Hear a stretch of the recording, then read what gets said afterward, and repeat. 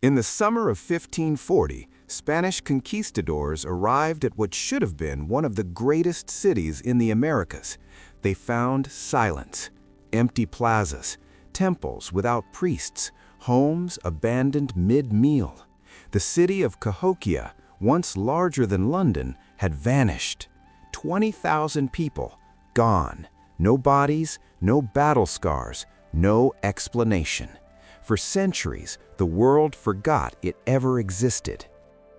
This is the story of Cahokia, a metropolis that rose in the heart of North America long before Europeans arrived.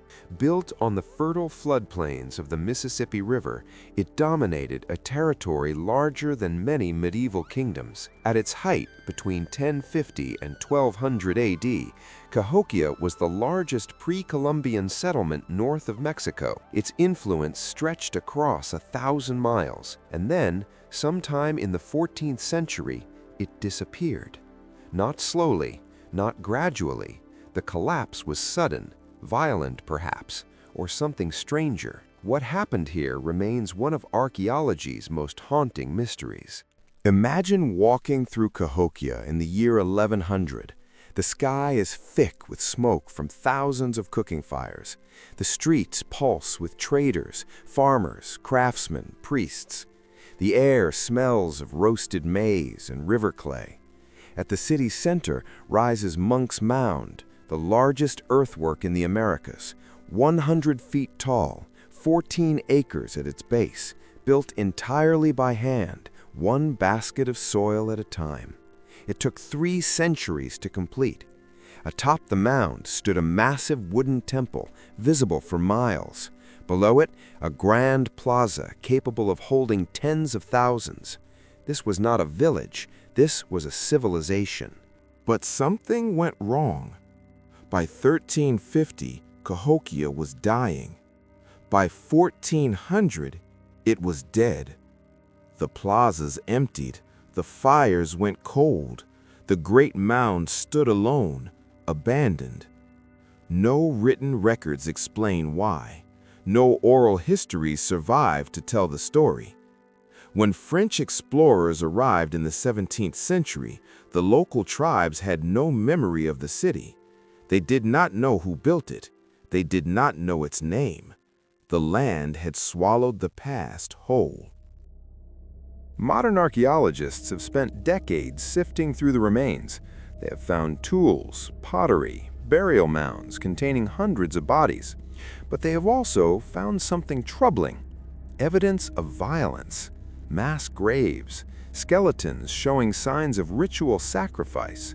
In one burial pit, researchers uncovered 53 young women, all killed at once, their bodies arranged in rows. And then there is what they did not find: no prolonged siege, no evidence of epidemic disease that would explain such a rapid collapse, no clear migration trail to follow. The people of Cahokia did not leave slowly. They fled, or they were taken. There are no written accounts from Cahokia itself. They left no alphabet, no codices, no inscriptions. But other cultures noticed. Distant tribes spoke of a great city that angered the gods.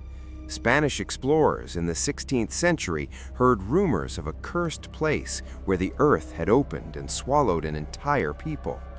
French missionaries wrote of mounds that the natives refused to approach. They called them the work of ghosts, of demons, of those who defied the natural order. Then there are the anomalies. Archaeologists discovered that in the final decades, the people of Cahokia built a massive wooden wall around the city center, 2 miles long, 15 feet high, watchtowers every 70 feet. It was not built to keep invaders out. It was built in haste, in desperation. Some sections were never finished, and inside the wall they found something else: burn marks, evidence of deliberate destruction. Not from war, from the inhabitants themselves. They burned their own temples, dismantled their own monuments, as if trying to erase something or appease something. Theories abound. Some archaeologists believe Cahokia collapsed under the weight of its own success. Overpopulation, deforestation, soil depletion. The land could no longer sustain 20,000 people. Others point to climate. Tree ring data shows a severe drought beginning around 1350. Crops would have failed, famine would have followed. But neither theory explains the violence, the ritual killings, the sudden, total abandonment. A third theory suggests internal conflict, a revolution, the ruling class overthrown, the city torn apart from within. And then there is the darkest possibility, that something came from outside, a force so overwhelming, so terrifying, that it erased not just a city, but the memory of it. Today, researchers continue to search for answers. Ground-penetrating radar has revealed structures still buried beneath the soil. Isotope analysis of bones suggests that in the final years, the population became increasingly isolated. Trade networks collapsed. Contact with distant cities ceased. They were alone. Recent discoveries hint at environmental catastrophe, flooding, earthquakes along the New Madrid fault line, but nothing conclusive, nothing that explains why an entire civilization would choose to vanish rather than rebuild. The debate remains unresolved, the evidence incomplete, the truth elusive. For 500 years, Cahokia was forgotten. European colonizers saw only empty land.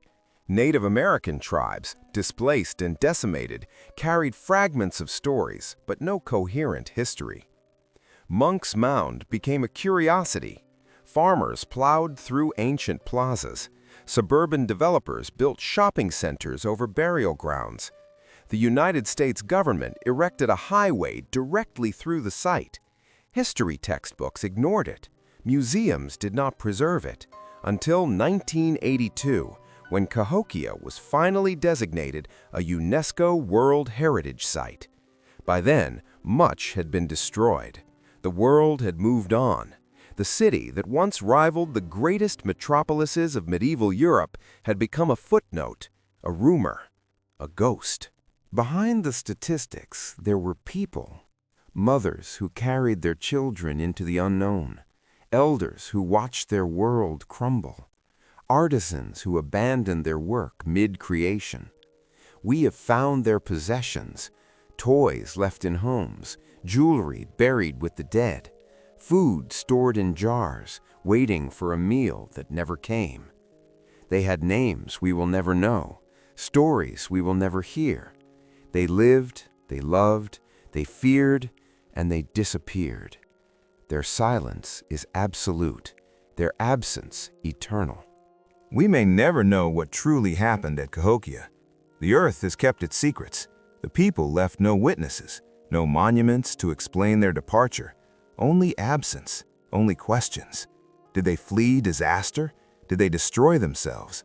Were they erased by forces beyond their control? The mounds remain, silent, immovable, witnesses to a vanishing we cannot comprehend. We build cities believing they will last forever. We carve our names into stone, certain we will be remembered. But history is fragile. Memory is brief. Cahokia stood for 300 years and vanished in a single generation. Today, most Americans have never heard of it. The largest city their ancestors ever built, forgotten. A reminder that civilizations do not end with trumpets and farewells. Sometimes they simply stop, and the world moves on. The question is not whether we will be forgotten. The question is what we will leave behind when we are.